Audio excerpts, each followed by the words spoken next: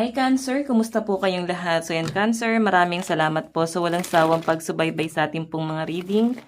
And kung ikaw ay bago pa lang sa ating channel, mag-subscribe na po kayo. Then i-click mo na rin yung ating notification bell para lagi kang updated sa ating mga bagong upload. Okay, so guys, sa mga interested naman sa ating private reading, ay nasa description box below lang po yung link. Message lang po kayo. And by the way guys, general reading lamang po ang ating reading. So take what resonate and leave what doesn't. And kung gusto mo na mas makarelate ka, dapat alam mo pa rin ang iyong Sun, Moon, Rising, and Venus sign para sa iba pang guidance. So, tignan natin Cancer, energy nyo since timeless naman tong reading natin, okay? Okay.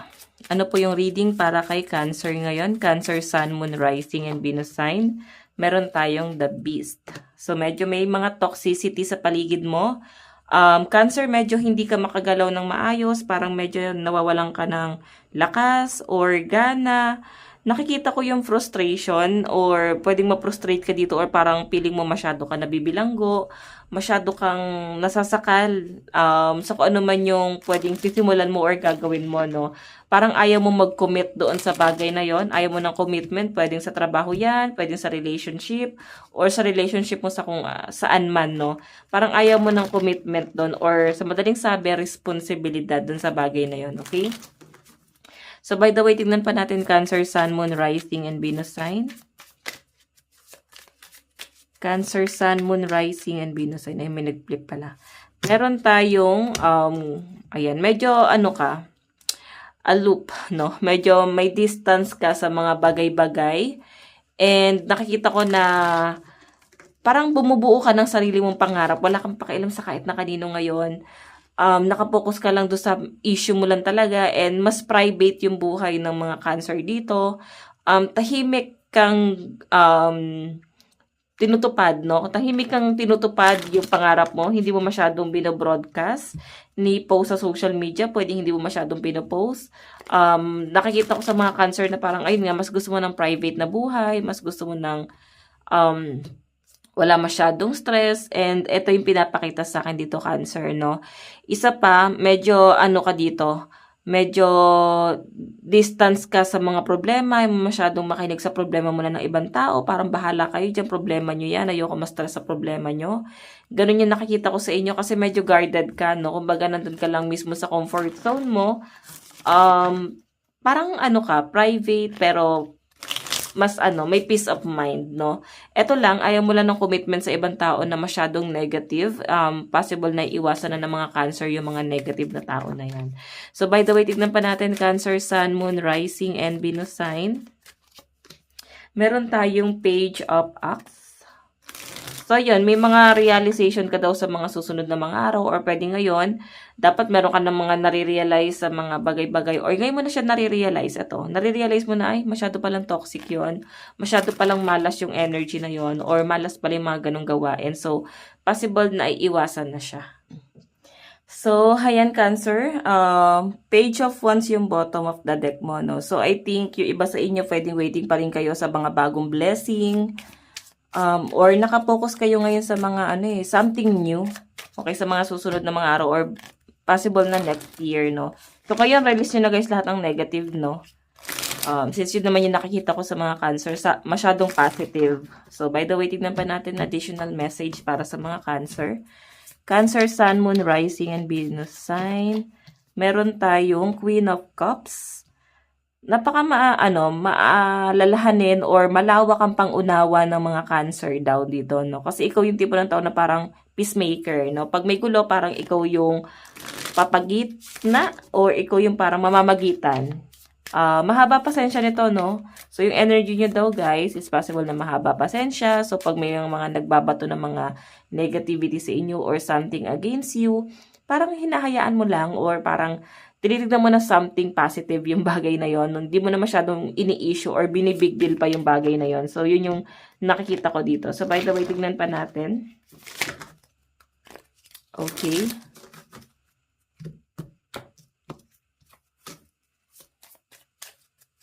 Cancer, Sun, Moon, Rising, and Venus sign. Meron tayong King of Wands. So, meron ditong someone, no? mahal na mahal ka na itong taong to. Medyo tahimik lang. Pwedeng sa relationship mo, kung in relationship ka, parang hindi mo masyadong ma-feel yung person mo. Pero sa totoo lang guys, pag masaya ka, masaya itong taong to. Basta pag nakita ka niyang nag-e-enjoy, nakita ka niyang masaya, masaya rin naman siya. Pwedeng nonchalant lang tong jowa mo, no? Kung jowa mo to or asawa mo. Medyo ano lang, cold lang talaga yung treatment niya sa inyo. Pero masaya siya kung ano man yung meron ka or na-achieve mo sa buhay mo. And sobrang proud sa'yo tong taong to, Cancer, no? Medyo ano lang siya, tahimik. Or parang hindi lang masyadong showy.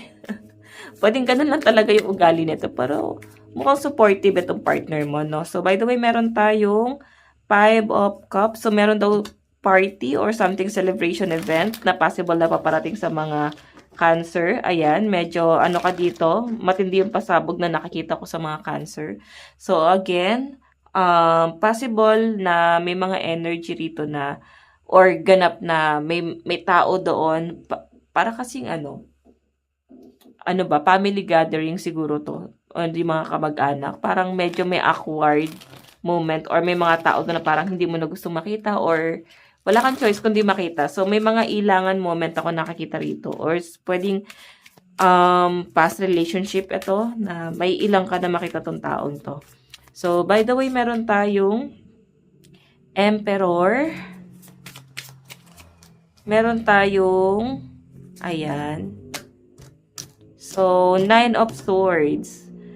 Medyo matigas ang ulo ng mga Cancer na nakikita ko dito. No? Kumbaga, pag sinabi mo, paninindigan mo talaga yon. So, wag nyo daw hamunin ng mga Cancer ngayon. No? Kung may mga karelasyon kayo na Cancer, kung may cross-watcher na nanonood dito, hamunin nyo ng hiwalayan. Mukhang hindi kayo hindian nito. Go! So, sa mga cross-watcher na nanonood dyan at away kayo ng away sa mga jowa nyong Cancer, ayan, advice ko to sa mga cross-watcher ha, kasi may paninindigan na kayo dito. Okay, kumbaga, game ka ngayon and since nandun ka sa survival mode ngayon, ikaw yung tipo ng tao na sobrang positive. Ngayon, kahit i-let go ka ng partner mo, titignan mo na something positive yun. Isipin nyo na lang guys, yung mga nagbabato ng mga chismis, negative energy rito, tilitin nyo pa nga na something positive yun eh. So, ano pa yung makipaghiwala yung jowa nyo? Okay, so by the way, tignan pa natin Cancer, Sun, Moon, Rising, and Venus sign. Meron tayong Queen of Pentacles. So, Cancer, medyo nakapokus ka daw sa mga source of income mo. Meron ka mga gustong simulan or meron ka na dapat mga simulan dito na parang Queen of Pentacles kasi medyo mabagal to mag-decide. Ngayon, kung meron kang mga gusto ng simulan mo na yan. Okay? Huwag nyo na guys, huwag ka na masyado magkaroon ng hesitation dito. Pwedeng matagal mo ng plano to. Hindi lang talaga siya guys masimulan-simulan. Kasi nga, nag-hesitate ka dito sa bagay na to eh. So, by the way, meron tayong Page of Pentacles, Financial Opportunity, News about Money, New Venture. So, pinaka-main focus ng mga Cancer dito is yung kanilang financial. Kaya nga mas gusto niya maging privado kasi pwedeng ayaw nyo guys na ma-evil eye, ayaw nyo masyadong may magbabato sa inyo ng mga negativity. So, yun yung nakikita ko dyan guys, okay? So, by the way, additional message para po sa mga Cancer. Meron tayong 6 of Pentacles. Ayan, no? Mapagbigay din yung mga Cancer dito. So, napaka-generous. No? Hindi rin madamot. Sobrang mapagbigay. Ganun din guys sa pera. Kumbaga, ikaw yung tipo ng tao na hindi ka magdadamot sa mga susunod na mga araw kasi marami kang pagbibigyan. Kumbaga, share your blessing talaga yung nakikita ko dyan. So, by the way, tignan pa natin. Okay. Cancer, Sun, Moon, Rising, and Venus sign. Meron tayong ito yung advice nyo guys, meron tayong know your worth. Ito na nga, dapat alam mo yung worth mo.